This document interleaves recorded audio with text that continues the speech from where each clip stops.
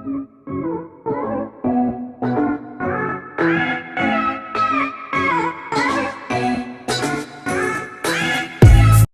चलिए देखिए, इसमें आगे है आपका हेडिंग डाल दीजिए आप लोग।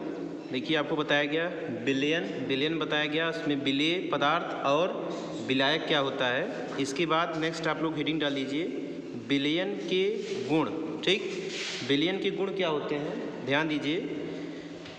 यहाँ पे देखिए किसी विलयन के कुछ महत्वपूर्ण प्रमुख गुणधर्म निम्नलिखित हैं। किसी विलयन में कुछ महत्वपूर्ण गुणधर्म निम्नलिखित हैं, ध्यान दीजिए इसमें। तो इसमें देखिए फर्स्ट है, क्या है, विलयन एक समांगी मिश्रण होता है। विलयन क्या होता है, एक समांगी मिश्रण होता है। ठीक, फिर अगला वाला देखिए कि विलयन के कणों को हम आँखों से नहीं देख सकते। इनका जो व्यास होता है वो 1 नैनोमीटर की कोटि का होता है। ठीक, इसको हम आँखों से नहीं देख सकते। जो विलयन का जो कण होता है उसको हम आंखों से नहीं देख सकते। इसका जो व्यास होता है वो 1 नैनोमीटर का ही होता है। फिर उसके बाद देखिए थर्ड इसमें है, विलयन में प्रकाश का मार्ग दिखाई नहीं देता। ठीक, किसी भी विलयन में प्रकाश का मार्ग दिखाई नहीं देता है। फिर इसमें चौथा पॉइंट है, देखिए चौथा पॉइंट है, विलयन में से विलेय के कणों को हम छान कर अलग नहीं कर सकते। आगे देखिए शांत, इसको छोड़ देने पर ये पात्र की सतह पर नहीं बैठते, इसलिए क्या होते हैं, ये अस्थाई होते हैं, इसलिए ये अस्थाई होते हैं विलयन। इसके बाद आगे देखिए इसमें विलयन की सांद्रता। तो विलयन की सांद्रता क्या होती है, ध्यान दीजिए। ठीक, इसके आगे देखिए आपको एक क्रियाकलाप बताया जाएगा। उस क्रियाकलाप में आपको पता चलेगा कि विलयन की सांद्रता क्या होती है। तो देखिए इस क्रियाकलाप के फलस्वरूप क्या होगा कि पहले समूह और सेकेंड समूह के पास एक ही पदार्थ के विभिन्न तीव्रताओं के रंग विलयन में होते हैं, क्योंकि उनमें कॉपर सल्फेट की भिन्न भिन्न मात्राएं उपस्थित होती हैं। अतः विलयन में उपस्थित विलेय की भिन्न भिन्न मात्राओं के आधार पर इसे हम किस नाम से जानते हैं, तनु अथवा सांद्र विलयन के नाम से हम इसको जानते हैं। ठीक, तो आगे देखिए ये क्रियाकलाप 2.2 में क्या होता है, तो ध्यान दीजिए क्या होता है क्रियाकलाप 2.2 में देखते हैं।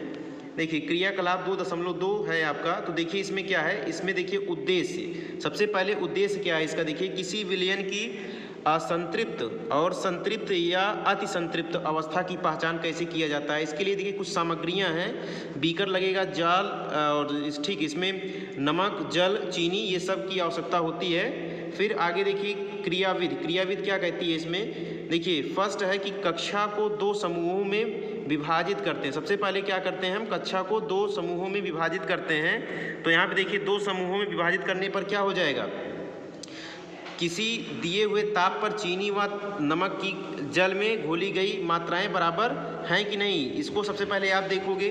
फिर उसके बाद सेकंड में देखिए, सेकंड क्या कह रहा है, सेकंड में कह रहा है कि समूह फर्स्ट व समूह सेकंड के छात्रों को ऐसे बीकर देते हैं जिनमें प्रत्येक में से 50 मिलीलीटर जल हो, मिलीलीटर जल हो। देखिए अब क्या होता है इसमें, सेकंड वाला क्या कह रहा है कि किसी निश्चित तापमान पर उतना ही विलेय पदार्थ घुलता है जितना कि विलयन की उसकी क्षमता होती है। ठीक, तो किसी तापमान मतलब कि कितना भी आप उसको तापमान दोगे, विलेय उतना ही घुलेगा जितनी की उस विलयन की क्षमता होती है।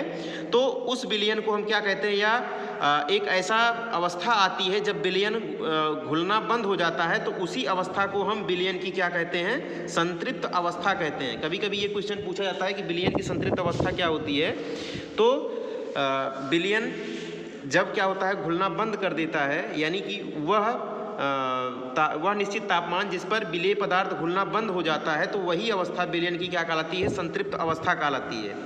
फिर देखिए ठीक इसके आगे देखिए विलयन की विलेयता क्या होती है। विलयन की विलेयता यानी विलेय की जो उपस्थित मात्रा होती है वह उसकी क्या कहलाती है, विलेयता कहलाती है, उसकी विलेयता कहलाती है।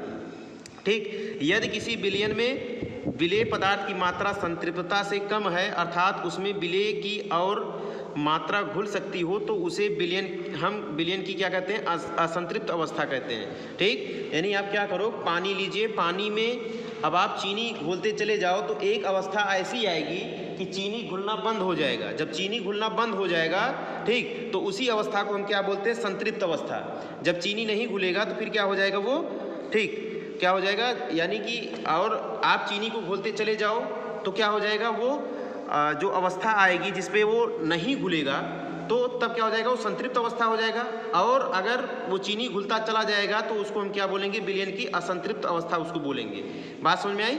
फिर उसके बाद देखिए अगला वाला क्या है क्वेश्चन, देखिए इसमें क्या कह रहा है कि दो समूह अपने अपने बीकर में क्रमशः नमक व चीनी तब तक डालें जब तक घुलना बंद ना हो जाए। देखिए अभी हमने जो एग्जांपल दिया आपको, नमक और चीनी को आप किसी बीकर में डालिए, उसमें पानी हो, पानी के साथ आप डालिए नमक अथवा चीनी को, तो जब वो घुलना बंद कर देता है तो उस अवस्था को हम क्या बोलते हैं, संतृप्त अवस्था बोलते हैं। और चीनी जब तक उसमें घुलती है तब उस अवस्था को हम क्या बोलते हैं, उस अवस्था को हम बोलते हैं असंतृप्त अवस्था। आगे देखिए फिर क्या बोला जाता है कि जब विलेय पदार्थ और अधिक ना घुले तब दोनों समूह अपने अपने बीकर को 5 डिग्री सेल्सियस तक ताप बढ़ने तक उसको हम क्या करते हैं, गर्म करते हैं। तब देखिए क्या होता है, तो देखिए फिफ्थ इसमें क्या कह रहा है कि यदि विलयन को ठंडा कर दिया जाए तो विलेय पदार्थ की अतिरिक्त मात्रा जो उच्च ताप पर अधिक घुली थी वो नीचे बैठ जाती है। ठीक, इसका मतलब क्या हुआ कि जो विलयन है वो विलयन ठंडा करने पर क्या किया जाता है, जो विलेय पदार्थ होता है वो क्या होता है, उच्च ताप पर तो अधिक घुली थी, लेकिन जबकि जब ताप निम्न हुआ तो क्या हो गया, वो नीचे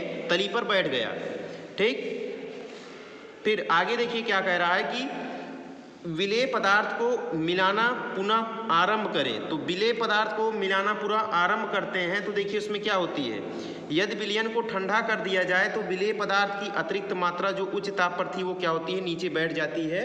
ठीक, तो इससे यह पता चलता है कि उच्च ताप पर तो घुली थी, लेकिन जब निम्न ताप हो जाता है तो वो क्या होता है, विलयन में नीचे बैठ जाती है।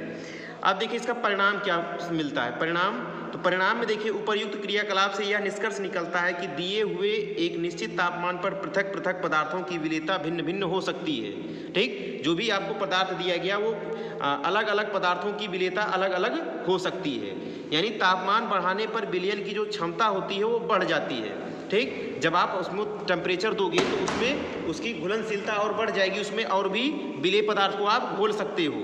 इस आधार पर हम यह कह सकते हैं कि विलयन की 3 अवस्थाएं होती हैं, संतृप्त अवस्था, असंतृप्त अवस्था और अतिसंतृप्त अवस्था। ठीक, संतृप्त यानी विलयन में उपस्थित विलेय की घुलनशील मात्रा उसकी घुलनशीलता कहलाती है। जो संतृप्त विलयन में उपस्थित विलेय की घुलनशील मात्रा होती है वो घुलनशीलता कहलाती है, जो घुलता है उसमें। फिर आगे देखिए क्या है कि विलायक की मात्रा, जिसमें वो घुले हुए विलेय पदार्थ की मात्रा को सांद्रता कहते हैं। विलयन की सांद्रता प्रदर्शित करने की बहुत सी विधियां हैं, जैसे देखिए द्रव्यमान, ठीक, द्रव्यमान प्रतिशत है, द्रव्यमान और आयतन, ठीक, प्रतिशत और आयतन या आयतन प्रतिशत ग्राम प्रति लीटर, और नॉर्मलता, मूललता आदि ये सभी क्या होते हैं, इसके मात्रक होते हैं, इनकी विधियां होती हैं। ठीक, अब देखिए क्या होते हैं, लेकिन हम यह इसमें से केवल 3 विधियों को ही पढ़ेंगे इसमें। तो फर्स्ट देखिए इसमें क्या होता है, द्रव्यमान, विलयन का द्रव्यमान या प्रतिशत। तो देखिए इसका जो सूत्र होता है, देखिए क्या होता है, विलेय का द्रव्यमान बटे विलयन का आयतन। ठीक, विलेय का द्रव्यमान ये देखिए स्मॉल w और विलयन का जो द्रव्यमान होगा वो कैपिटल W इंटू 100 होता है।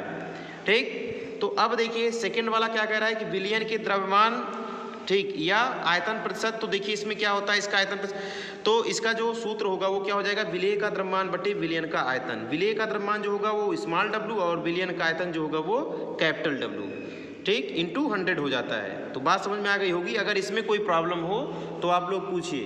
ठीक, और साथ में हमारे चैनल को आप लोग सब्सक्राइब भी कर लें ताकि आप तक नोटिफिकेशन पहुंच जाए। अगर वीडियो अच्छा लगे तो लाइक भी कीजिएगा। ओके, धन्यवाद।